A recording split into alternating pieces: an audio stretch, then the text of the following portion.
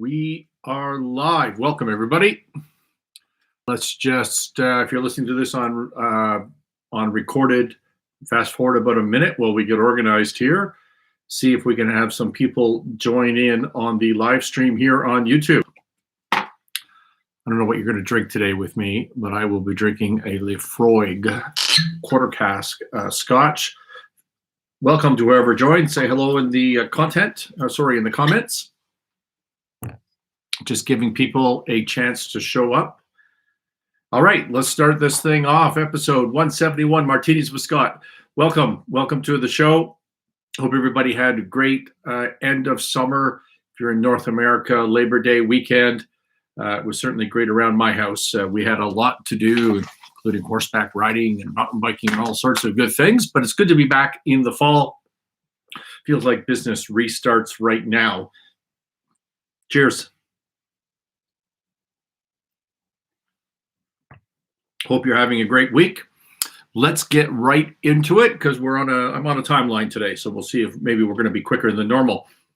Negative thinking. For those of you that follow my Instagram account, which is at Martinis with Scott on Instagram, I'm doing a daily live touch base. I started this week, and what I've been starting on is a series on how to combat negative thinking. And we've talked many times on the Martinis with Scott channel about negative thinking and the evils of it, and specifically that the reason I think that positive thinking is so effective in your life and in your business is that it forces you to not be negative. It's not so much the positivity that helps, it's the absence of negativity. I'm just trying to get this camera to a good spot here. The absence of negativity, which is really important. I've used the example before, a professional athlete going out to do battle, to compete in their sport. Does positive thinking guarantee that they're going to win? Well, of course not. It doesn't guarantee that they're going to win. But if negative thinking, does that guarantee they're not going to lose? Yeah, does that guarantee that they're going to lose? Probably. If you start your sport, your competition with the thought that you can't possibly win, then that's a self-fulfilling prophecy. So it's the absence of negativity that's important. And I was thinking the other day, maybe we can do a series, maybe we can do a talk about what are practical ways to not be negative. I've reinforced over and over the power of positivity, the power of not being negative. Well, what are practical ways to not think negative? And the first thing that you need to do, I think, as one strategy to not have negative thinking is to recognize what happens when you are thinking negative, which is what I would call a negative thinking death spiral. A negative thinking death spiral. I borrowed the phrase death spiral from finance, where you can have a death spiral of convertible debt instruments. But I think there's a negative thinking death spiral as well, right? And so if we can start with the why, if we can understand what the problem with negative thinking is, maybe then we can find a way to not think negatively. So here's what I think. I think that the death spiral, you in your life or in your business, or anyone in their life, me in my life, in my business, if I'm facing a difficult, complex problem and I'm thinking negatively, I'm waking up in the morning, I'm feeling like things are getting worse every single day, I'm thinking negatively about that problem, right? So if I'm negative about that as opposed to positive, then what is the first thing that happens? Well, I have doubt. I have doubt in my ability and in this situation to be able to change. So I've got situational doubt. This problem is too complex. It's never going to be fixed. There's no end in sight. It is a situational doubt that drives some of that negativity, or that is spawned by that negativity, and a self-doubt, which is my ability, your ability to solve the problem that you're in. This is really complex. It's really bad. I'm never going to be out of it. I'm not good enough. I can't handle this, right? So you've got this problem, you're thinking negatively, and now you've got these doubts that start creeping in. You have a lack of confidence. And what does that lead to? It leads to freezing, to indecision, to inaction, right? All the same thing. You're doubtful, you're not sure you can do this, there is no end. And so you're going to you're going to not make decisions and you're not going to take action. You're going to be frozen. And what does that lead to? Right? So you got doubt leads to inaction or indecision. That leads to worry, right? You're up at night. You're not sure what you're doing. Things are getting worse every day. And you have this worry about this particular issue or situation that you're in nonstop, which leads to what? It leads to anxiety. It leads to stress, which ultimately leads to health concerns. And it also leads to the problem getting worse, because if you don't fix problems, they just tend to get worse on their own. So there's a path that the problem is on, that the situation is on. You're not dealing with it. It is getting worse, which brings about the cycle, right? This is the spiral, the death spiral that I talk about, because if the problem gets worse, go back to the beginning of what we talked about. Yesterday, you had a problem that you doubted you were capable of fixing. You had situational doubt and self-doubt. Well, now, today, you've got a worse problem because it got worse. Did you get any better? You didn't get any better. You still doubt your problem. Now your capability. Now you really doubt your capability to be able to fix this problem, and you go through the routine again. Now I got a bigger problem. I'm doubtful that it's going to be fixed. I'm doubtful of my ability to deal with it. I still don't make a decision because I'm even more frozen than I was yesterday. I worry more. I have more anxiety. I have more stress. I have more health problems. And what happens? Problem gets worse yet again tomorrow. That is what I'm calling the negative thinking death spiral. And if you can understand that, maybe if you can consciously understand that and feel it, then maybe that gives you motivation to try to break out of that cycle. I think that you need to know that you're in this problem before you can fix that problem. So my first strategy with negative thinking is to understand that it'll kill you. It's going to make the problem worse, and it may literally kill you. And you need to find a way to think positive. The other problem with negative thinking, just an understanding its consequences. I've just talked about the death spiral. The other one is missed opportunity, and I've talked about that before on the Martinis with Scott show.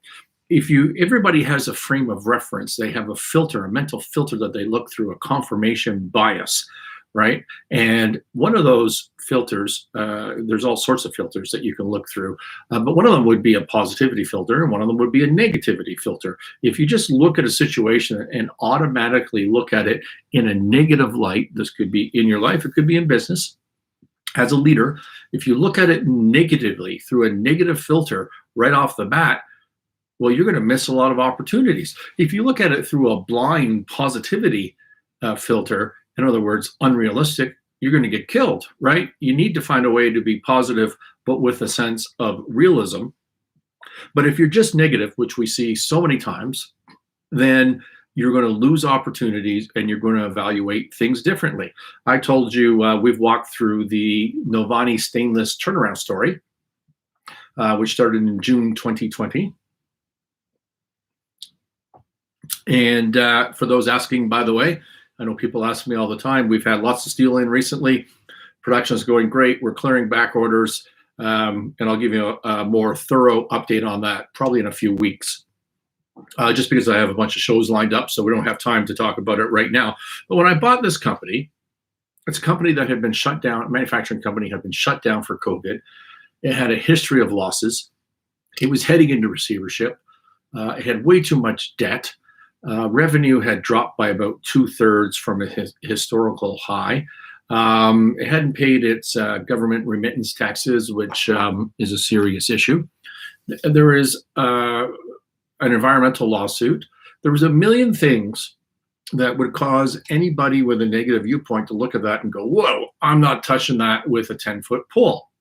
But if you have a level of expertise and you have a positive viewpoint, and the positive viewpoint is not, let's ignore all those things. The positive viewpoint, the positive filter on this is, okay, there's my list of all my problems. There must be a way to get through those, right? There must be a way to fix those problems. And you're able to create a strategy to come up with a solution, which we have done. And so far, it's been a tremendous success. If you have a negative filter, you're never going to go down that thought exercise. You're never going to be open to the opportunity that is in front of you. So that's the reasons not to be negative. If you're looking for strategies to not think negatively, I think understanding understanding the dangers of negative thinking would be step number one.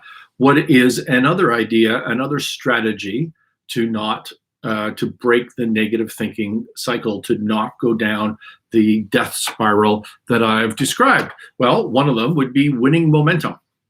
What the hell is winning momentum, Scott? And why is your Martinis with Scott YouTube channel called a show about winning momentum in life and in business? It's because, to me, winning momentum is a superpower. And I describe to the management teams and to the employees that I work with in troubled businesses, I describe it to them all the time. What I really want here is when you wake up in the morning, I want you to feel like today is going to be a little bit better than yesterday. Today will be a little better than yesterday. Because what you're doing now is every day you wake up with dread, with a sense of darkness and dread and weight on your shoulders, and you think that today is going to be worse than yesterday. That's negative momentum. You need to have positive momentum. You need to have winning momentum. How do I define when a turnaround is over?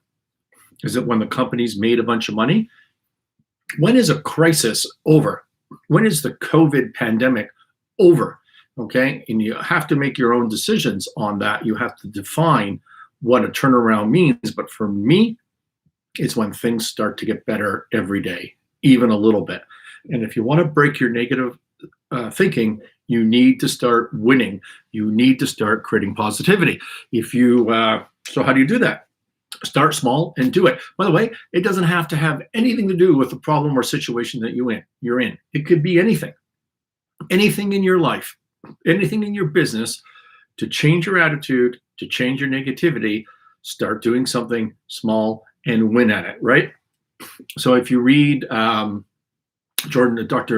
Jordan Peterson's 12 Rules for Life, which is sort of a dated volume at the moment from 3 years ago, one of his chapters, as I recall, was about get up and make your bed in the morning.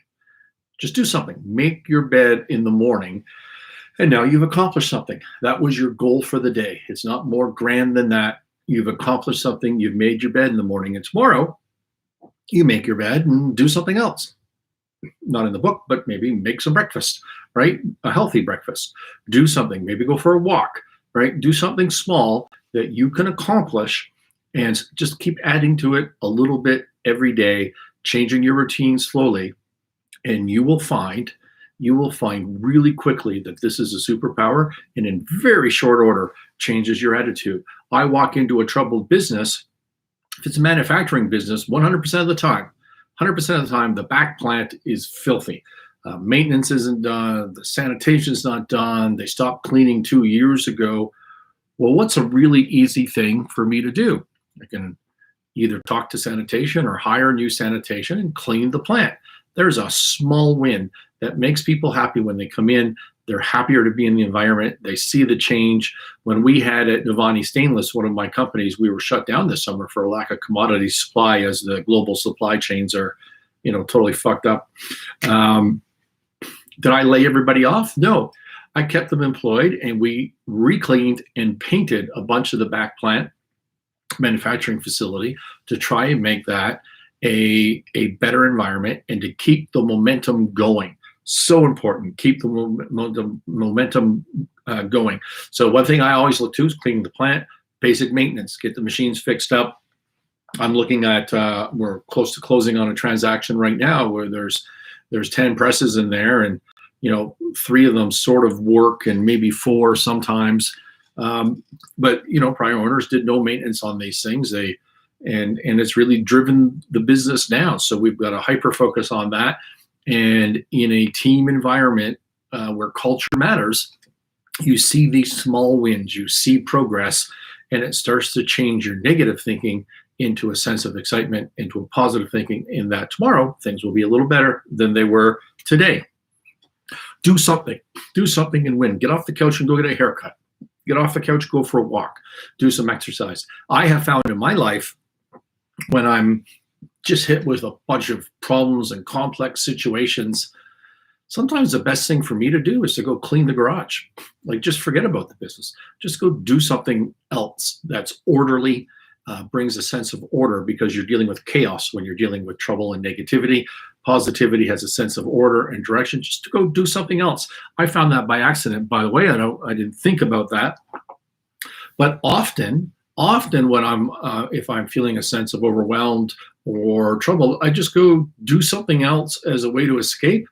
And you just come back refreshed, you come back positive, and you have a whole new light on the situation that you're dealing with. So understanding why negativity is bad is one strategy, right? Because you have to be able to define your problem and be motivated to change that. Winning momentum, I think, is a superpower. I just think it's an absolute superpower. Number three ideas. By the way, I had about 8 or 9 ideas that I'm putting out on Instagram. I'm going to do, I think, 4 of them today, and I will talk to you about the rest of them probably next week. Count your blessings. Count your blessing is the one that I did on Instagram today. You know, I'm in the turnaround business, and so I see troubled companies come to me all the time. And you know, almost always the advisor, the accountant, the lawyer, and the management team, owner of the business themselves, they come in and they're almost sheepish. They're shy, and they say, like, we should have come to you a year ago. I'm almost certain there's nothing you can do with this business now. We're so screwed. We're going to go bankrupt, and there's nothing you can do. And as a turnaround advisor, if you talk to most people in my industry, they will look at that business and they'll say, yeah, well, there's probably another 6 months here. There's probably another 12 months here before this company is absolutely toast, because I have a different frame of reference and experience than the accountant or the management team may have. They haven't been through 30 years of dealing with troubled companies. What's the point of that? The point of that is things are never as bad as you think. Things are never as bad as you think. And also, by the way, things are never as good as you think. Okay? Best to go through life with a sense of levelness. When shit's going on around you, there's always positivity that can be found. When things are amazing and everything is clicking, it's not because you're amazing. All right? It's just, that's the way things go. They go up, they go down. Better to have a sense of level-headedness as best that you can, and things are never as bad as you think. How do you remind yourself of that? Look for positives. Count your blessings. Doesn't have to be within the situation that you're in. You can count your blessings about other things. Your business is shit. You're in trouble. The bank's coming after you, but I have my health. I have a family that loves me. I've got whatever is important to you. You count your blessings, and you start to realize that the situation that you're in isn't everything. It's just not everything, okay?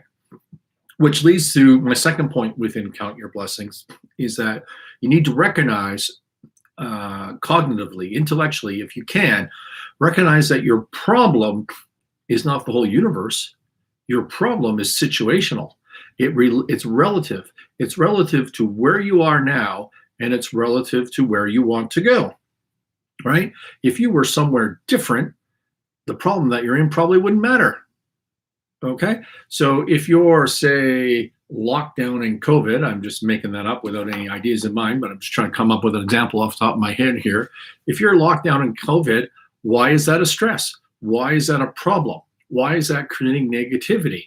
Right? Well, the reason is because you don't want to be locked down in COVID. But if you were able to turn that into a positive, to change your goal to deal with the current situation, you'll be able to have more of a sense of positivity. Now, I know that's hard 18 months later, but at the beginning of a lockdown, you could have said to yourself, well, here's a good time to do some online training. Here's a good time to start a healthy diet, do some exercise, do things that are different, and use it as an opportunity, turn the lemons into lemonade, so to speak. Okay? And the point of that is that your problems, the stress and the negativity that you're having in your current situation is situational. It relates to where you are now and where you want to go. Most of the time, that's the case. And how do you break that? Well, count your blessings.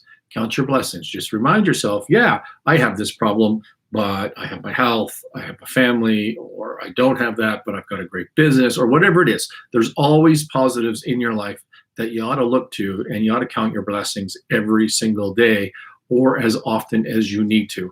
I have to do that a lot. I have to do that a lot personally, not because I don't have an awesome life. I do, but that's exactly the point. You get so micro focused on the shit that you're in today, on the last phone call where the person that yelled at you or the negative comment on whatever, right? I need to step back often. I need to say, Scott, come on, look at the life that you live. Look at the people around you that love you. Look at all of these things and how fortunate you've been. You're an idiot to think negatively about this specific situation. Get your head out of the ass, so to speak, and move forward. So there's strategy what number was that? Number 3. Strategy number 4. Talked about this way back at the beginning of the COVID crisis. Limit the time that you think and work on negative things. Okay, so let's do this in a business context as opposed to a life context. Okay, because it's easier just to describe in a business context. You are the leader, the president, the manager of a troubled organization, and every single day, you wake up in the morning and you know for a fact there's going to be probably 20 angry phone calls from creditors that you haven't paid, looking for specific details on when you're able to pay them, the timelines, the amount of money. They're looking for answers that you don't have because you are in trouble. You've got customers calling you, looking for the product or the service that you provide, and you haven't been able to deliver. Maybe you're about to miss payroll. You have all of these issues. Your bank is on you. Your partners are on you.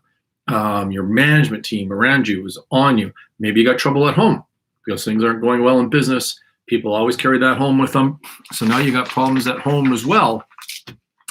And what do people do? What do managers do in that situation?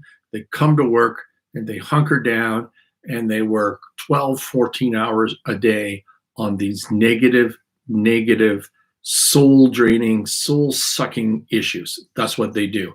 And how many of the 12 to 14 hours a day are they productive? How many? And I would suggest to you, not many, like an hour, like 2 hours, tops. That's how productive they are, okay?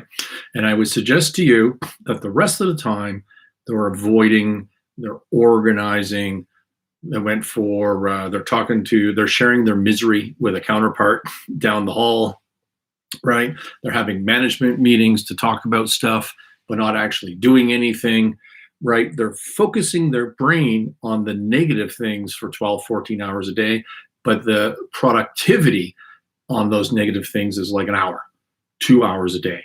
Here's a better strategy. Work your ass off on negative things for 2 hours or 1 hour, whatever you're productive at. Work your ass off, but then stop, a hard stop. You're not doing anything more negative. Have a limited amount of time and have a time of the day when you're most productive and when you're most mentally capable of dealing with those troubled things, right? So for me, I have found now it's first in the morning. It used to be at midnight.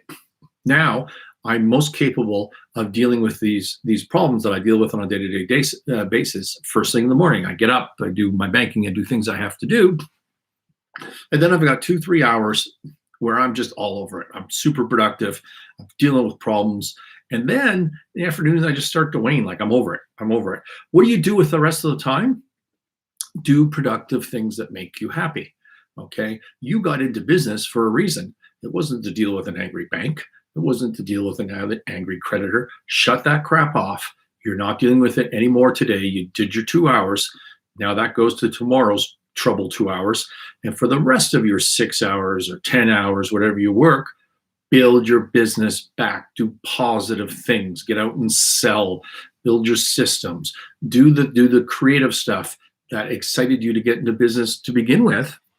And what you're going to find is you were just as productive on the negative stuff, but you also started fixing the reason that you got into trouble to begin with, okay? You're not just firefighting, you're actually fixing the problem.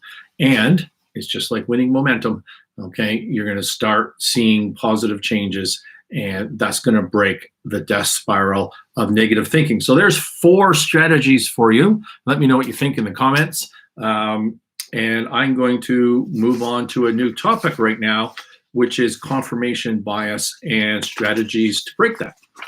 Well, one strategy to break that. So let's review. Cheers again, by the way. Let's review for a minute. What is confirmation bias? I already talked about this once earlier in this show. Confirmation bias is the human brain works as a pattern recognition machine.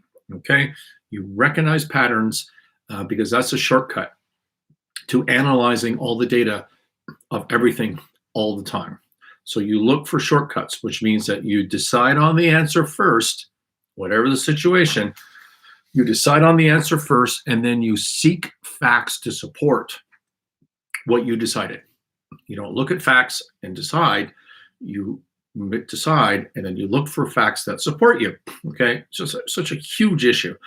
You look for facts that support what you already decided. You ignore facts that go against from what you decided. Why is that? Because if you've already decided and you find facts that challenge that, it sends your brain into a tizzy, which is called cognitive dissonance. No one wants to be there. You become a babbling idiot. So you ignore facts that are negative to your position, or you take those facts that are negative to your position and you twist them, you interpret them differently so that they fit your filter, your your confirmation bias, the way that you look on things. Okay, that's what a confirmation bias is. And so if you look at a complex problem, really what I find is it's fascinating to me that people just look at one side. They decide, okay, well, I'm going to do this. That was my decision. And they never really think about the arguments on the other side of that. And to me, I never really thought that way. First of all, I would be an idiot, by the way, to say that I'm excluded from confirmation bias. I'm not. We're humans. This is how the brain works. But you can train yourself to try to mitigate that. And again, much like the negative thinking, I think the first step in that is to recognize that this exists. It exists. And you need to, if you know that, well, you can start thinking, hey, am I just being biased on this issue? Or have I really thought this through? Is there another side to this equation? And I think I've mentioned to you before that as a trained chartered accountant from way back when, I mean, chartered accountancy, when I say way back when, I just say that because it was 30 years ago, but you're trained in debits and credits. Like everything that you do in accounting has two sides to it. Mathematically, you have to, if I brought some money in, well, then that's a debit to cash.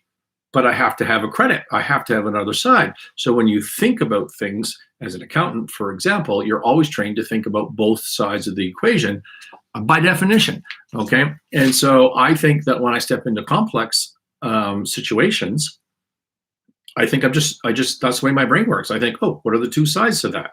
And they teach you, right, back in university, or you've heard this in reading self-help books or whatever you do, or your parents taught you. A lot of people do a T chart, right? So you sort of draw a T on a piece of paper, and the left-hand side would be your pros, and your right-hand side would be your cons. And you write down everything you think of on both sides.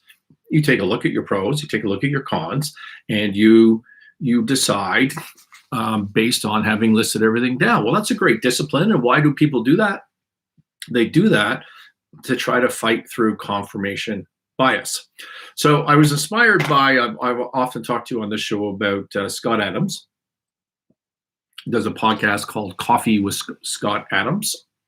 I listen to it religiously because I like him and because he teaches about persuasion, which is a tremendous skill. And the other thing he does is he tries to teach his listeners about confirmation bias and different ways to think about things. So he'll take current political news items and present it in a way that maybe you haven't thought about. And I just find that incredibly valuable for learning how to think.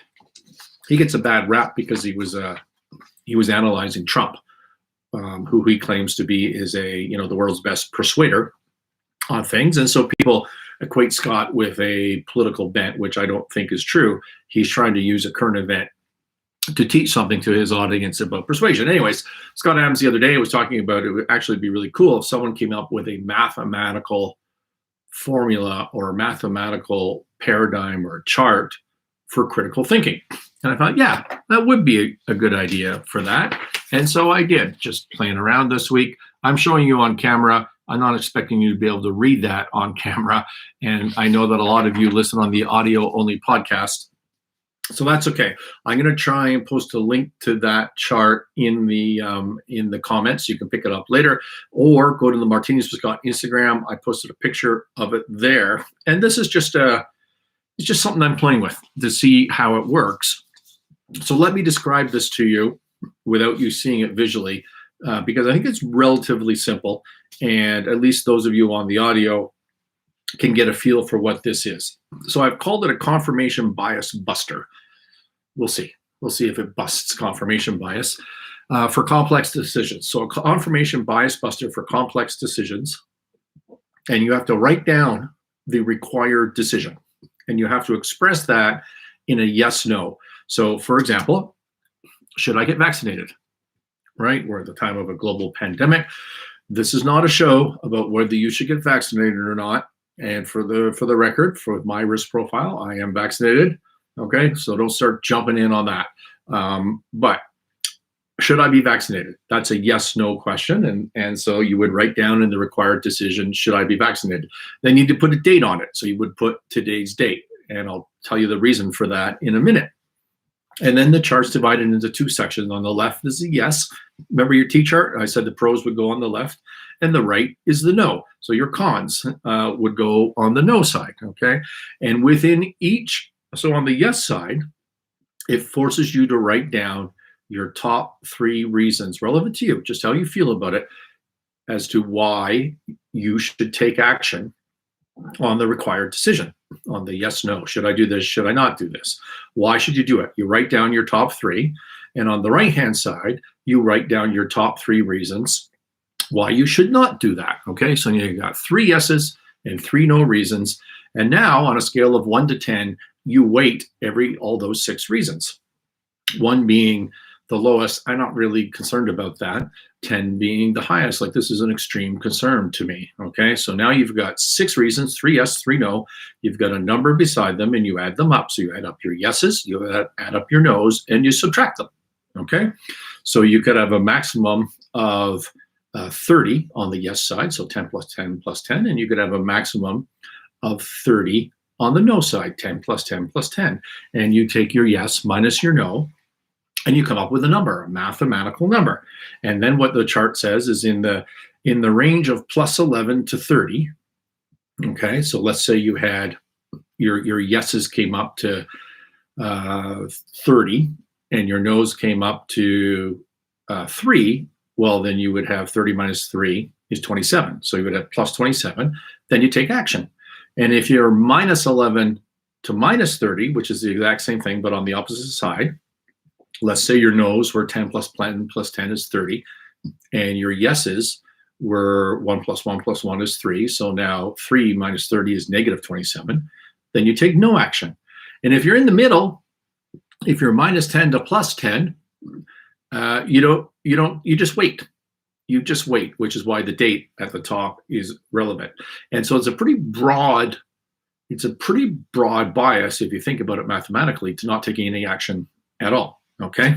And so that's the way the chart works. And so I have now tested this chart on a couple of people. And if I hadn't have put my my bright podcasting lights in my eyes, I'd be able to read my whiteboard better. But I tested somebody close to me here with the question of should I vax? And I will tell you that this person is a pretty strong anti-vaccinating person, long before I created this chart. And so this person, I wrote this chart out on the whiteboard, and I said, I want to test this. I want to just try this out on you. So this person looked at that. Now you've got 3 spaces for yeses, yes, I should get vaxxed, and 3 reasons that I should get vaxxed, and 3 spaces for reasons I should not be vaxxed, for no. So this person immediately went to the no side because the confirmation bias is no.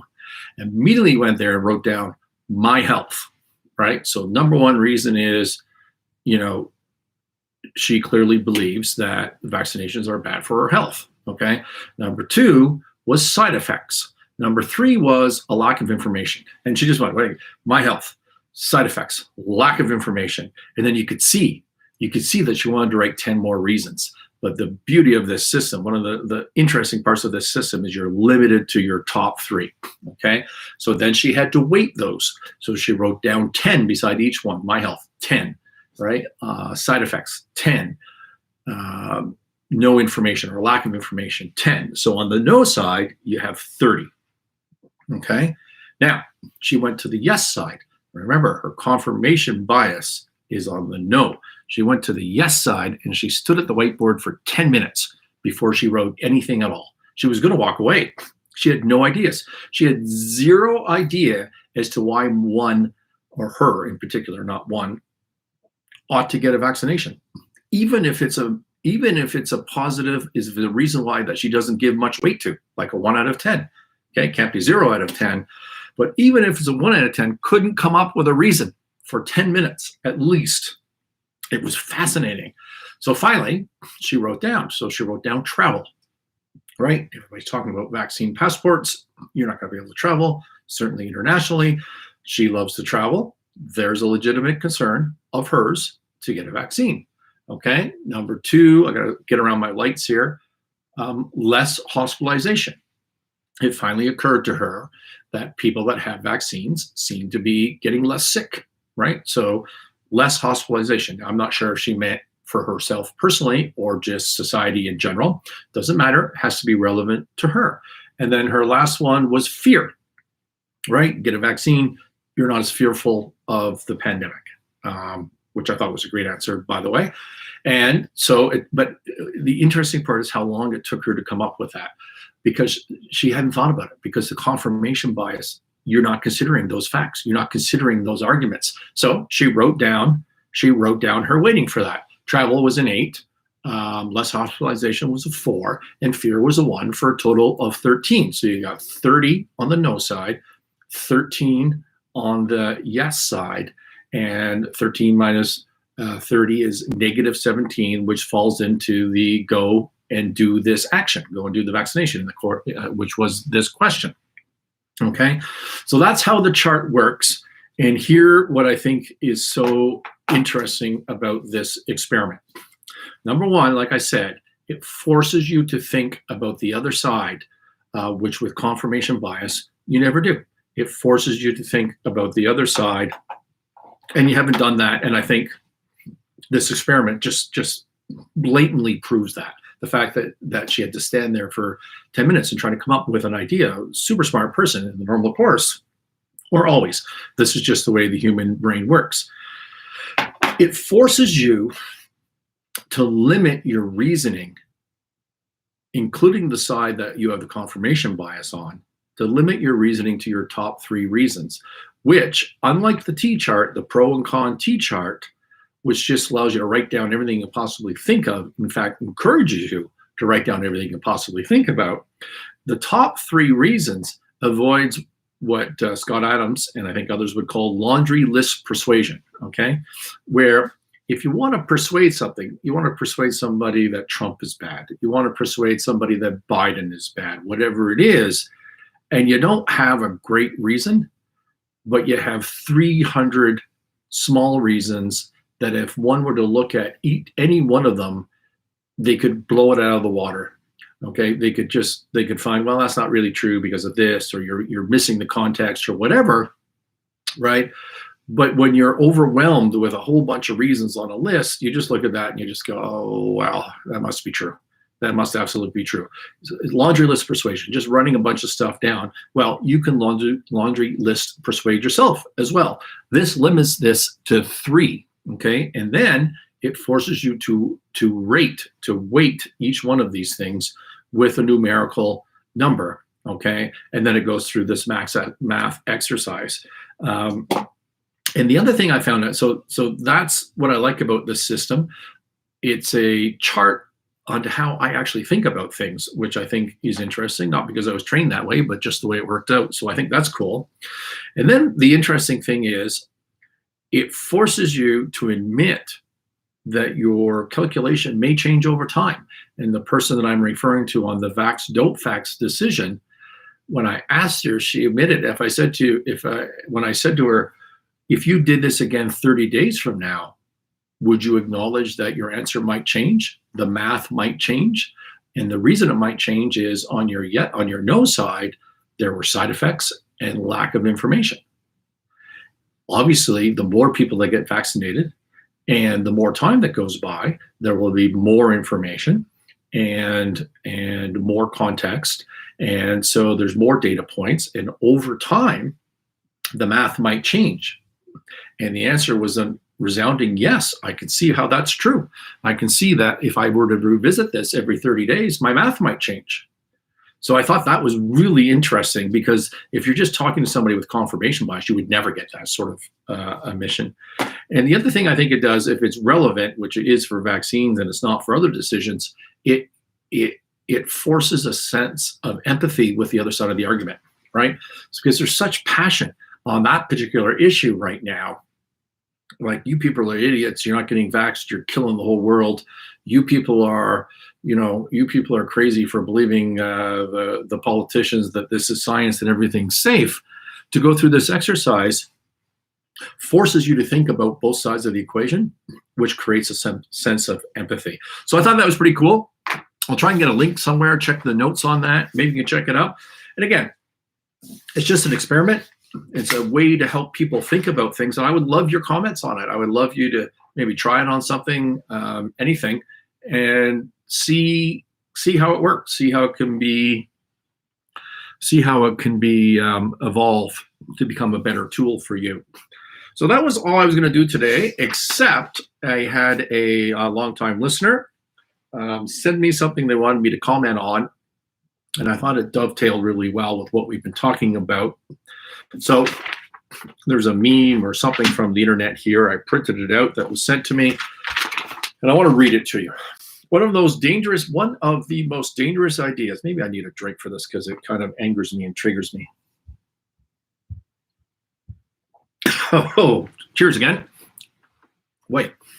One of the most dangerous ideas that has come about in the last 3 years is that all points of view are equally valid, and that the average citizen, you, are just as equipped to judge which have merit as anyone else. Hear all sides and judge for yourself, quote unquote. No, I do not condone the death of expertise, and neither should you. I am an expert in very, very, very few things, but in those areas, my expertise is hard-earned through study, work, experience, and aptitude.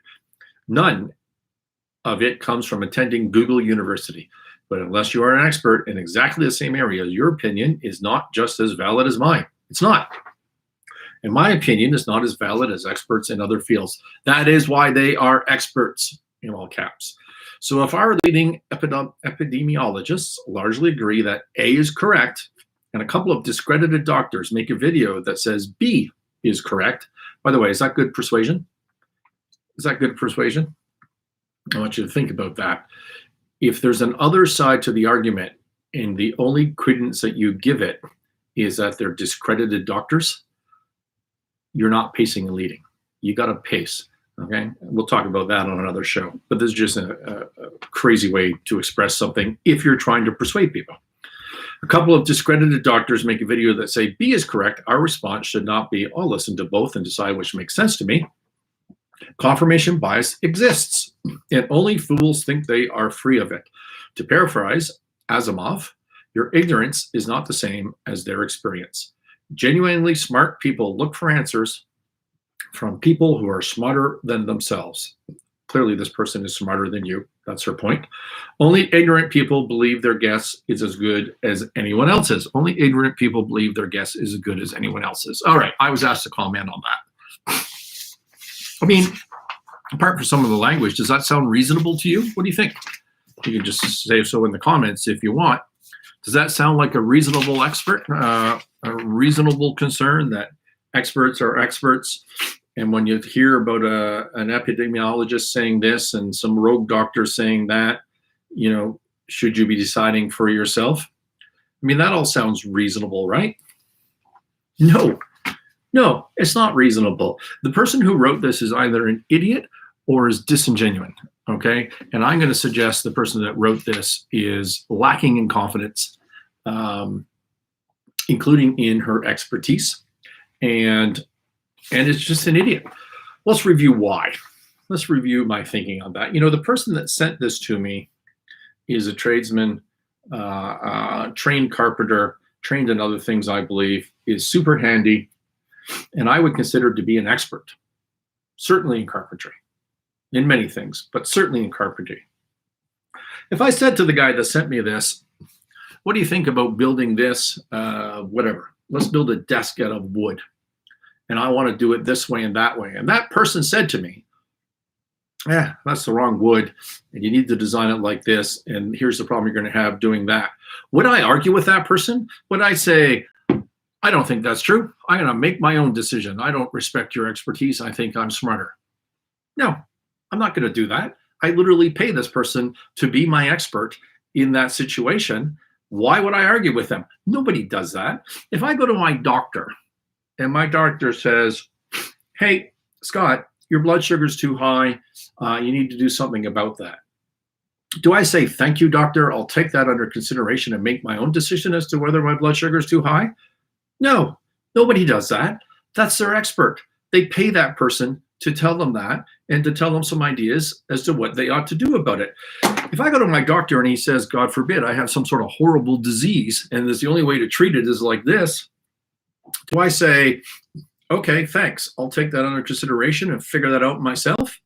Or do I even say, great, I'm going to go get a second opinion, which is not to say I don't believe you, but it's because I value experts so much. I want more expert opinions, not less, right? That's what people do. They value their experts. If I walk into a troubled company to turn around a business, and I say to a management team who has got that business in trouble, you need to do this, that, and the other thing, how much tolerance do I have for that management team looking back at me and saying, yeah, this, that, and the other thing's not going to work? Do you think I have a lot of tolerance for that? Or do you think I lay my 30 years of expertise in this area on the table and say, we're going to do this or we're not going to do this? I'm not going to be here if you don't want to listen to the advice, right? People listen to their experts. They don't disagree with them. They pay them. They pay them. They buy that expertise. This is just such a stupid opinion, okay? Experts are experts, and if you're paying them, you get their advice. If you're not comfortable with it, what do? You go get other expert advice, and then you make your decision based on that. But that's not what this meme is about, is it? That's not what this meme is about. This meme is about just general COVID and pandemic information in general, and how people are treating this person's expertise on that particular area. Let me ask you a question. You're believing your experts, right? You believe your experts. But if a politician stands on CNN or stands on Fox News and tells you that the experts tell us this and you need to do that, do you believe that politician? Was that advice to you from an expert that you know and trust to you personally? Or was it from somebody you have no idea who, a general category called experts, filtered through a politician who has their own agenda and their own confirmation bias, and you're supposed to believe that that's true? Do you believe that quote unquote expert? If you hear from a news media whose entire business model these days is clickbait, is to take a side, it's to reinforce your confirmation bias so that you buy from them, and specifically to avoid cognitive dissonance so that you don't buy from them. If they tell you that the experts are telling you to do this, should you believe that news media? Is that your expert telling you to do something? Or is that a chain, again, just like the politician, of quote unquote experts? You have no idea who they are. You have no idea if this is true. The only thing you know for a fact is those news people lie to you every single night. You know that for a fact. They lie to you for what they're trying to sell you every night. And suddenly, because they use the word expert, you're supposed to say, oh yeah, I believe that expert. You don't even know if an expert exists. If a civil servant, if a government official, a civil servant, like someone from the defense side of things, but let's just stay on the pandemic. If Dr. Fauci stands up on TV and has admitted to you that he's lied to you before, he's told you straight up to your face that he lies to you for the greater good, and then he says, do this. Should you believe him, or should you question? Should you question that expert who flat out told you that he lies to you? for the greater good. Not questioning his motivation. I may have feelings about his motivation, but I'm not questioning his motivation here. I'm not questioning his expertise. I'm not even saying he's lying to you and wrong right now, but he's told you he lied to you before, right? So should you believe that quote unquote expert? What about this whole follow the science stuff? Okay, how do you do that? You know, you're told over and over by the politicians, by the news, by the civil servant experts that you got to follow the science or just follow on the science. Well, cool. How do you do that? How does Scott follow the science? How do you follow the science? Are you a scientist? Did you do the study? I didn't. I'm not a scientist.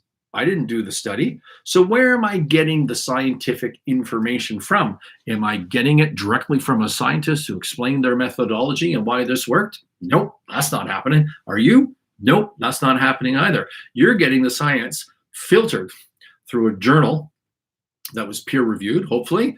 You're getting it filtered through a journal which has its own spin and confirmation bias on it, read by a government official or read by a news media, interpreted, maybe rightly, maybe wrongly, but interpreted with their confirmation bias filtered onto it, and then sold to you in short form in a way that they think you might understand, maybe rightly, maybe wrongly, with more confirmation bias on it, and then you hear it with your confirmation bias.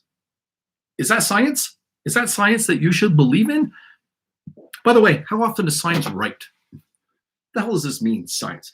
Did you know that scientific, that science that is peer-reviewed and is found to be, a theory that works? How do you further test that theory? Well, you do it by repeating it, by other scientists picking it up and saying, oh, I'm going to try that in this situation. How often does science fall apart? Well, the answer is roughly 50% of the time.